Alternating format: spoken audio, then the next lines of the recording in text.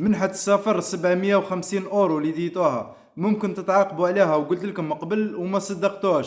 اسمع معايا يا خويا البيان تاع البنك وش راهو يقول، اسمع التحذيرات. التعليمة المرتبطة بالسفر إلى الخارج تحظر وتعاقب كل مناورة تهدف إلى تحويل استخدام مبلغ حق الصرف، وذلك وفقا للتشريع المعمول به. معي الأستاذ فادي تميم المنسق الوطني بالمنظمة الجزائرية لحماية المستهلك وإرشاده. أستاذ تميم مساء الخير، مرحبا بك. مساء النور، اهلا وسهلا. كيف تقرأ بيان بنك الجزائر أستاذ تميم؟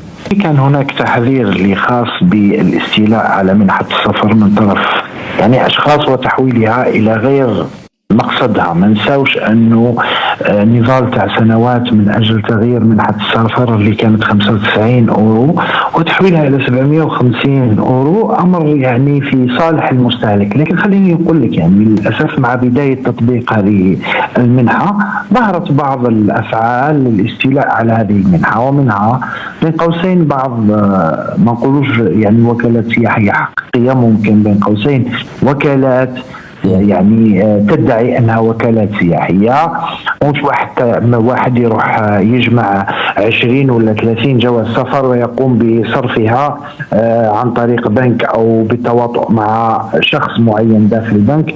هذا امر غير قانوني. ثانيا الامر اللي غير قانوني انه هذه المؤسسات توصلك وتحطك في تونس بظروف اقامه متوسطه ولا ضعيفه، لكن انت ما تحصلش على المنحه السياحيه، هي من تتحصل على المنحه السياحيه وتعطيك يعني هذه الرحله، بالمقابل هي تستولي على هذه المنحه السياحيه اللي تقوم بضخها في الاسواق السوداء في الجزائر. من ان المستهلك لازم يعي نقطه مهمه، انه يصبح طرف وشريك اذا قام بقبول هذه العمليه واذا تم اكتشافها.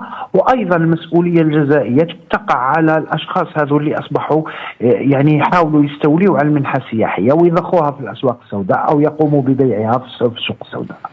في الاول قلنا لكم باللي راهو كاين تحذير من عند البنك الجزائري، وقلنا لكم باللي الدوله قادره تشارعكم وقادره تسترجعوا المبلغ هذاك. واحد ما صدق، وها خوتي زاد عاود لكم البنك دار لكم بيان ودار لكم تحذير، خاصه الناس هذوك اللي خرجوا لتونس ودخلوا في نفس النهار وباعوا الاورو هذاك في السوق السوداء. يعني كما قلت لكم اخوتي، القانون والدوله ما تلعبش معاهم. والسلام عليكم وان شاء الله فيها خير اخوتنا.